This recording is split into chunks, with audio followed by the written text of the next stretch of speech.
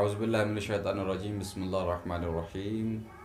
ناظرین کرام السلام علیکم، آپ سب کا تہہ دل سے استقبال کرتے ہیں ہم حیدر ٹی وی کے اس چینل پہ، اور آپ سے آغاز میں ہی گزارش کرتے ہیں کہ ہمارے اس چینل کو سبسکرائب کریں، لوگوں تک شیئر کریں تاکہ زیادہ سے زیادہ علوم اہل بیت اور علوم اسلامی کا انتشار ہو اور لوگوں تک پہنچے۔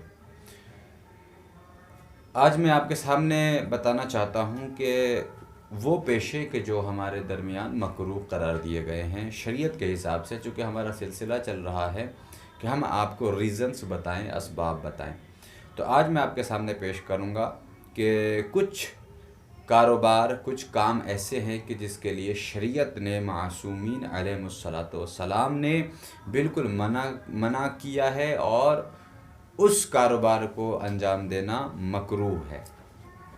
سب سے پہلے میں روایت آپ کے سامنے پیش کیے دیتا ہوں۔ یہ روایت ہے علل الشرائع کی، جو صفحہ نمبر 428 پہ موجود ہے، باب نمبر 314 میں آپ کے سامنے پیش کر رہا ہوں۔ بیان ہوا ہے کہ ایک مرتبہ حضرت امام جعفر صادق علیہ السلام کی خدمت میں ایک شخص حاضر ہوا اور آپ نے بتایا کہ میرے یہاں ایک لڑکا پیدا ہوا ہے، تو آپ نے فوراً اس سے سوال کیا کہ کیا تم نے اس لڑکے کا نام محمد رکھا ہے؟ اس نے کہا جی مولا، ہم نے اپنے بیٹے کا نام محمد رکھا ہے۔ پہلی بات تو اس میں آپ کے لیے قابل توجہ یہ ہے کہ اگر کسی کے یہاں کوئی بیٹا پیدا ہو تو حدیثوں اور روایتوں کے حساب سے یہ پتہ چلتا ہے کہ اپنے بیٹوں کا نام محمد ضرور رکھیے گا۔ اب معصوم نے یہ فرمایا، چھٹے امام سے روایت ہے، معصوم مولا فرماتے ہیں کہ اگر کسی نے اپنے بیٹے کا نام محمد رکھا ہے تو اب اس کے لیے ضروری یہ ہے، میں روایت کا جملہ آپ کے سامنے پڑھ کے بتا دیتا ہوں۔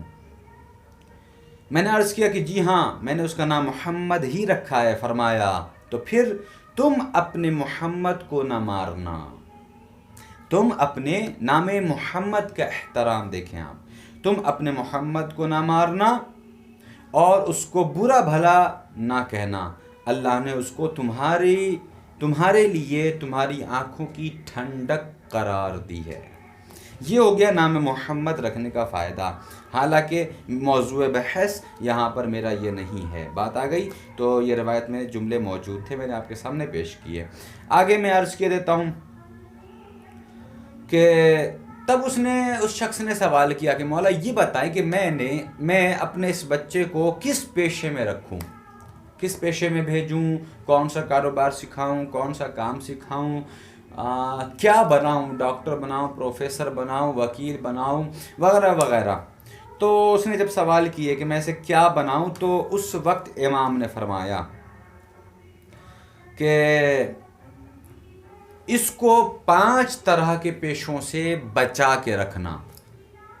ناظرین، شاید کہ بہت اچھی بات ہو ہمارے آج کے تمام والدین کے لیے کہ جن کے نوجوان اس جگہ پر آ رہے ہیں کہ جہاں پر پڑھائی لکھائی کرنے کے بعد انہیں کسی جاب کی تلاش یا ذریعہ معاش کی تلاش ہو، مگر یاد رکھیں نوکری یا بزنس کرتے وقت ان باتوں کا خیال رکھیے گا۔ وہ 5 چیزیں کون ہیں میں آپ کے سامنے پیش کیے دیتا ہوں۔ معصوم نے فرمایا کہ 5 طرح کے پیشوں سے بچاؤ، جس میں چاہو، اس کے علاوہ جس میں چاہو بچے کو ڈال دو۔ سب سے پہلے تم کو اس بچے کو صراف سے بچانا ہوگا۔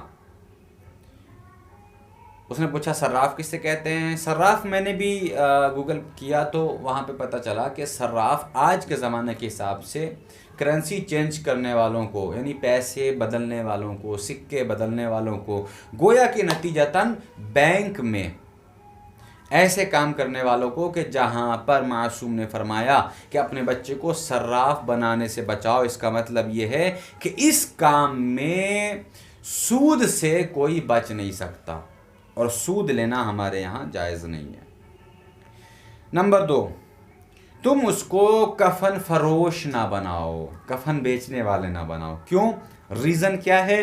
کہا اس لیے کہ کفن فروش نہ بننا اس لیے کہ کفن فروش جب وبائی امراض پھونکتے ہیں، وبائی امراض مثال کے طور پر ابھی آپ کے زمانے میں اور آپ کی نظروں کے سامنے ہے کورونا جیسی وبا، اس کورونا جیسی وبا میں لوگ دیکھیے آپ کس طریقے سے میتیں ہو رہی ہیں، لوگوں کے جنازے، اور یہ تو نیوز چینلز گواہ ہے کہ گنگا ندی کا ساحل بیان کر رہا ہے کہ اس زمین پر کتنی لاشیں بے گورو کفن پڑی ہوئی ہیں۔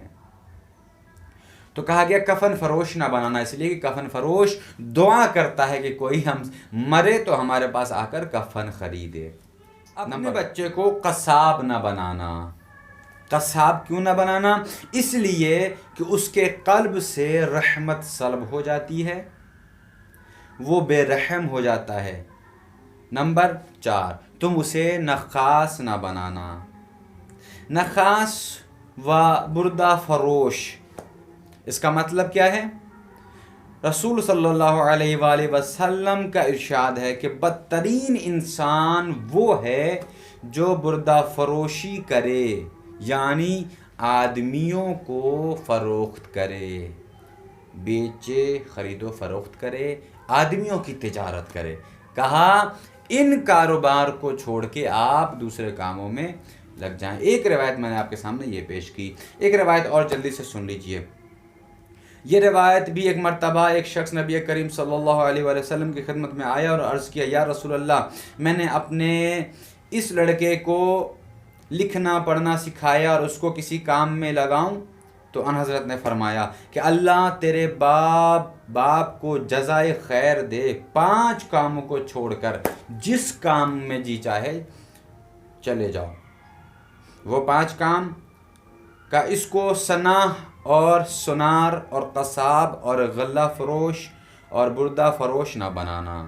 اس شخص نے پوچھا کہ یا رسول اللہ صناح کیا ہے؟ فرمایا کفن فروش جو میری امت کی مرنے کی دعا کرتے ہیں، چاہے وہ بچہ ہی کیوں نہ ہو میری امت میں، لیکن کفن فروش نہ بنانا۔ پھر اس کے بعد معصوم نے اس نے سوال کیا کہ یا رسول اللہ سنار اور قصاب، یہ ساری چیزیں میں نے آپ کے سامنے پیش کی، اب ریزن سنار اپنے بچوں کو نہ بنائیں، اس لیے کہ سنار یہ ہمیشہ چاہتے ہیں کہ لوگ ہمارے پاس آئیں، سونا چاندی لے جائیں، اگر ان کے پاس پیسے نہ ہوں تو ہم سے قرض لے کر جائیں، لہٰذا رسول نے فرمایا کہ سنار نہ بنانا، اس لیے کہ سنار ہماری امت کو مقروض کر دیتا ہے۔ اس کے بعد رسول نے فرمایا کہ اپنے بچوں کو قصاب نہ بنانا۔ قصاب اس لیے کہ یہ دل سے رحم نکل جاتا ہے، جب قصاب جانوروں کو ذبح کرتے ہیں تو ان کے دلوں سے رحم نکل جاتا ہے، رحمت خدا سلب ہو جاتی ہے۔ اس کے بعد رسول نے فرمایا کہ غلہ فروش نہ بنانا۔ غلہ فروش یعنی اس کی تفصیل جب پوچھی گئی تو کہا کہ غلہ فروش نہ بنانا، یہ ہماری امت کے ہاتھ گرانی سے بیچنے کے لیے غلہ کو جمع کر لیتے ہیں، لہٰذا غلہ جمع کرنا یہ صحیح طریقہ نہیں ہے، اس کے لیے شریعت نے بالکل ممانعت کی ہے، لہٰذا غلہ فروش بھی نہ بنانا۔ اس کے بعد رسول نے فرمایا کہ نخاس نہ بنانا، یعنی بردہ فروش، یعنی اس کے متعلق میرے پاس جبریل آیا اور انہوں نے کہا کہ اے محمد، تمہاری امت میں بدترین شخص وہ ہے جو آدمیوں کی خرید و فروخت کرے۔ تو یہ پیشہ ہمارے درمیان مکروہ قرار دیے گئے ہیں۔ ایک چھوٹی سی اور روایت سن لیجئے۔ یہ روایت حضرت امام جعفر صادق علیہ السلام سے ہے کہ روایت کی ہے کہ آپ نے فرمایا کہ رسول صلی اللہ علیہ وآلہ وسلم نے فرمایا کہ میری خالہ کے یہاں ایک لڑکا پیدا ہوا تو اس نے انہیں ہدایت کی کہ وہ اسے حجام یا قصاب یا سنار نہ بنائیں۔ تو عزیزو، امید ہے کہ آپ ان ویڈیو سے ان باتوں کو اپنے ذہنوں میں محفوظ رکھیں گے اور اسی طریقے سے ہمارے اس ویڈیو کو لوگوں تک پہنچاتے رہیں گے تاکہ ایسی اچھی باتیں لوگوں تک پہنچتی رہیں۔ شکریہ۔ السلام علیکم ورحمۃ اللہ۔